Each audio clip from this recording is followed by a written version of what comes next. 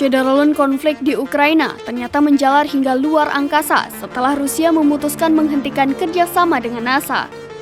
Badan Antariksa Rusia, Roskosmos menghentikan kerjasama dengan NASA terkait Stasiun Luar Angkasa Internasional atau ISS. Roskosmos juga menghentikan kerjasama dengan Badan Antariksa Eropa atau ESA. Penghentian kerjasama ini akan dilakukan hingga sanksi Barat terhadap Rusia atas penyerangan ke Ukraina dicabut. Dikutip dari Daily Mail, Kepala Roskosmos Dmitry Rogozin menegaskan pihaknya tak akan lagi bekerja sama dengan NASA dan ESA di ISS yang merupakan laboratorium yang mengorbit di luar bumi itu. Rogozin mengungkapkan hal itu di Twitter dan mengatakan akan menyerahkan jadwal penyelesaian proyek saat ini ke Kremlin.